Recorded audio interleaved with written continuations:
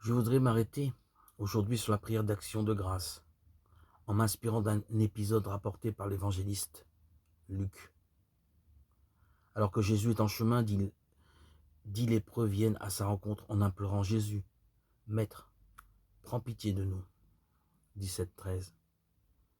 Nous savons que pour les malades de la lèpre, l'exclusion sociale et religieuse s'ajoutait à la souffrance physique.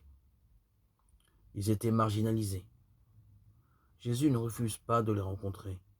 Parfois, il dépasse le cadre imposé par les lois et il touche le malade, ce qu'on ne pouvait pas faire. Il l'embrasse, il le guérit.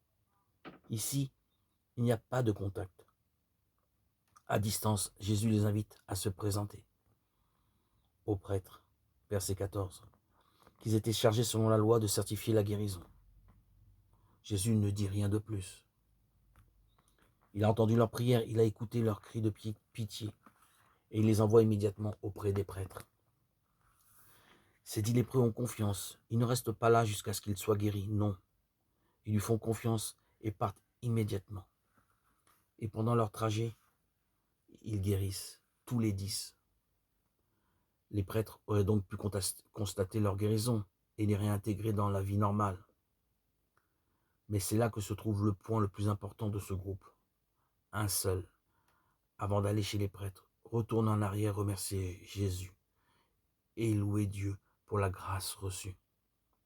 Un seul, les 9 autres continuent leur chemin. Et Jésus note que cet homme était un Samaritain, une sorte d'hérétique pour les Juifs de l'époque. Jésus commente, il ne s'est trouvé parmi eux que cet étranger pour revenir sur ses pas et rendre gloire à Dieu. Verset 18. C'est un récit touchant. Cette histoire, pour ainsi dire, divise le monde en deux. Ceux qui ne remercient pas et ceux qui remercient. Ceux qui prennent tout comme un dû et ceux qui accueillent tout comme un don, comme une grâce. Tout événement et tout besoin peuvent devenir offrande d'action de grâce. La prière d'action de grâce commence toujours ainsi. Se reconnaître précédé par la grâce. Nous avons été pensés avant d'apprendre à être pensés. Nous avons été aimés avant d'apprendre à aimer.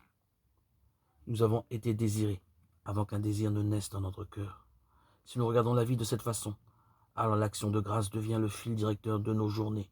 Bien souvent, nous oublions de dire merci.